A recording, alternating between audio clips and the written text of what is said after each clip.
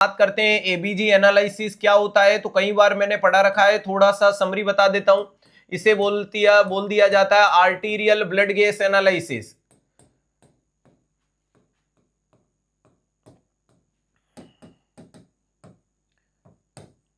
इसे क्या बोला जाता है, एबीजी को आर्टीरियल ब्लड गैस एनालिसिस के नाम से आप लोगों ने बता दिया। ठीक है, इसके अंदर मोस्ट कॉमन जो साइट क्या होती है सैंपल लेने की, तो आपका जवाब आना चाहिए सर रेडियल आर्टरी। लेने को किसी भी आर्टरी से ले सकते हो, लेकिन मोस्ट कॉमन रेडियल आर्टरी से लिया जाता है। ये आपके लिए मैंने लिख दिया कोष्टक में, मोस्ट कॉमन साइट है। और जब भी आप दोस्तों रेडियल आर्टरी से सैंपल लेते हो, तो उससे पहले प्यारे दोस्तों आपको एलन टेस्ट करना है। अरे क्या करना है, तो याद रखिएगा उसके लिए आपको एलन टेस्ट करना पड़ता है। और एलन टेस्ट का मतलब क्या होता है कि मरीज के हाथ को एक्सटेंड करो, उसके बाद में प्यारे दोस्तों आपको दोनों फिंगर के साथ रेडियल और अल्नार को दबाना है। उसके बाद में स्क्वीज या फिस्ट को क्या करना है, स्क्वीज करना है। उसके बाद में प्यारे दोस्तों आपको अल्नार को रिजोल्व करना है। अगर 6 सेकंड में कलर नॉर्मल हो जाता है तो ठीक है, नहीं तो एबनॉर्मल है। तो ये क्या चेक करेगा, इससे क्या चेक करोगे, चेक द पेटेंसी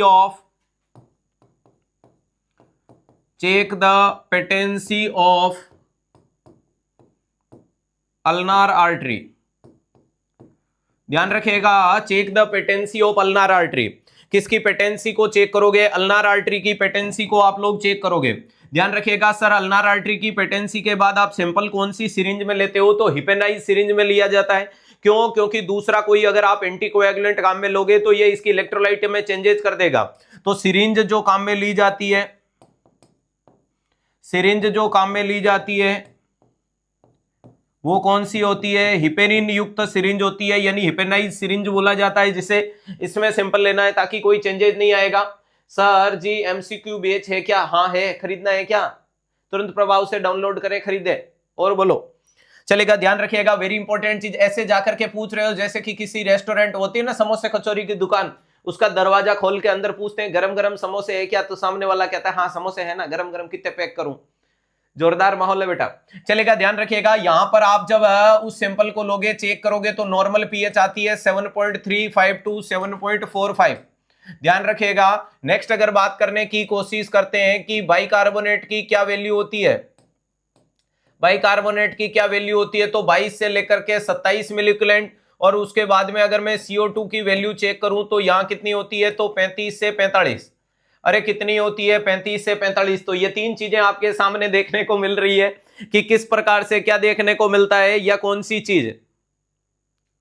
सही रिप्लाई दिया तो उसमें क्या दिक्कत है, मैं आई कमीन सर, पढ़ लो रे।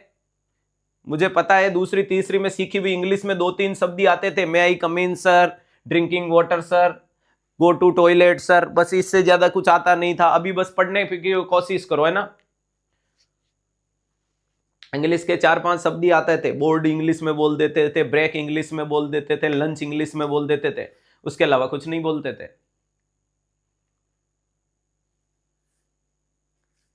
36,000 MCQ पैक कर दो, वो पैक ही है बेटा, पार्सल आप वहां से बिल पे करके कलेक्ट करें। चलो, अगर प्यारे दोस्तों पीएच 7.35 से नीचे की तरफ आता है, ये कंडीशन एसिडिक कहलाएगा, ये कंडीशन एसिडिक कहलाएगा। अगर पीएच इस रेंज से ऊपर की तरफ उठती है, उस कंडीशन को एल्केलाइन बोला जाता है, उस कंडीशन को क्या बोला जाता है, एल्केलाइन बोला जाता है। अगर आपका बाइकार्बोनेट एबनॉर्मल आता है, कंडीशन का नाम मेटाबॉलिक होता है, कंडीशन का नाम क्या होगा, मेटाबॉलिक होगा। और अगर कंडीशन यहां गड़बड़ाती है तो इसे रेस्पिरेटरी बोला जाता है। अगर CO2 में गड़बड़ है तो कंडीशन रेस्पिरेटरी कहलाएगा। अगर प्यारे दोस्तों बाइकार्बोनेट में गड़बड़ है तो कंडीशन मेटाबॉलिक कहलाएगा। और अगर उसमें गड़बड़ देखने को मिलती है तो उस कंडीशन को एल्कलाइन के नाम से जाना जाता है। तो एल्कलाइन, मेटाबॉलिक और रेस्पिरेटरी वाली कंडीशन, इनको याद रखने का तरीका, जो बच्चा बार बार लिख रहा है रोम क्राइटेरिया, तो ये लीजिएगा रोम।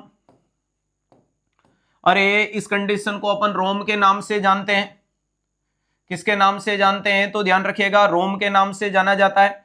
आर का मतलब क्या देखने को मिलता है, तो आर का मतलब होता है रेस्पिरेटरी। ओ का मतलब क्या देखने को मिलता है, तो ध्यान रखिएगा रेस्पिरेटरी हमेशा अपोजिट होता है पीएच से। और जो मेटाबॉलिक होता है वो पीएच के इक्विवेलेंट होता है। इक्विवेलेंट देखने को मिलता है। तो ध्यान रखिएगा, वेरी इंपॉर्टेंट चीज है कि ये रेस्पिरेटरी हो गया, वो अपोजिट है, मेटाबॉलिक इक्विवेलेंट है। इसका मतलब कुछ कंडीशन ऐसी देखने को मिलती है कि अगर किसी भी व्यक्ति का पीएच गिरेगा तो बाइकार्बोनेट गिरेगा, तो उसका कौन गिरेगा? बाइकार्बोनेट गिरेगा। और जब व्यक्ति का पीएच गिरेगा तो प्यारे दोस्तों CO2 बढ़ेगा। अरे पीएच गिरेगा तो CO2 बढ़ेगा, ये क्राइटेरिया आपको दिमाग में रखना होगा, जिसको अपन आराम से काम में ले सकते हैं। नेक्स्ट इंपॉर्टेंट चीज है कि जब भी क्वेश्चन सोल्व करो तो आपको सवाल देखने का सीक्वेंस क्या होना चाहिए, ध्यान रखिएगा। तो सबसे पहले सवाल में चेक करो पीएच, पीएच के बाद क्या चेक करो? बाइकार्बोनेट। ये सीक्वेंस फॉलो करना कभी गलत नहीं होगा। उसके बाद CO2, उसके बाद उस सवाल में देखो कंपनसेट, उसके बाद क्या देखो सर? उसके बाद देखते हैं पार्शियल कंपनसेट, उसके बाद क्या देखने का मिलेगा? अनकंपनसेट। उसके बाद क्या देखना है? अनकंपनसेट बोला जाता है। तो कुल मिलाकर के ये सीक्वेंस आपके सामने आएगा, जो जोरदार होगा, जो जबरदस्त होगा, जो जिंदाबाद होगा। ध्यान रखिएगा सर, पीएच देखो, पीएच अगर 7.35 से कम है तो एसिडिक, ऊपर है तो एल्कलाइन होगा। उसके बाद बाइकार्बोनेट चाहे 22 से नीचे और चाहे 27 से ऊपर हो, मेटाबॉलिक होगा। अगर CO2 का लेवल 35 से कम या 45 से ऊपर हो, रेस्पिरेटरी होगा। क्लियर है? ध्यान रखिएगा। नेक्स्ट अपन ने कंपनसेट का मतलब अगर पीएच नॉर्मल रेंज में हो, अगर आपकी पीएच 7.35 टू 7.45 के पास आता है, अब सवाल को बोल दीजिएगा कंपनसेटेड। अगर प्यारे दोस्तों अपोजिट मेंबर एबनॉर्मल हो, यानी रेस्पिरेटरी में बाइकार्बोनेट एबनॉर्मल और मेटाबॉलिक में CO2 एबनॉर्मल हो, एबनॉर्मल का मतलब या तो कम या ज्यादा, तो पार्शियल। और अगर प्यारे दोस्तों तुम्हारे सवाल में अपोजिट मेंबर नॉर्मल हो, यानी रेस्पिरेटरी में बाइकार्बोनेट नॉर्मल है और मेटाबॉलिक में CO2 नॉर्मल है, तो कंडीशन का नाम है अनकंपनसेटेड। अरे क्या देखने को मिलता है? अनकंपनसेटेड कहलाता है। तो ये सीक्वेंस इस रेंज में जाना चाहिए। जितने भी बच्चे इस क्वेश्चन को सोल्व करते हैं उनका सीक्वेंस इस रेंज में इस प्रकार से जाना चाहिए। जब आप इस सवाल को इस प्रकार से सोल्व करने की कोशिश करोगे, जब इस प्रकार से इसको सोल्व करोगे, वो आपका कभी गलत नहीं होगा।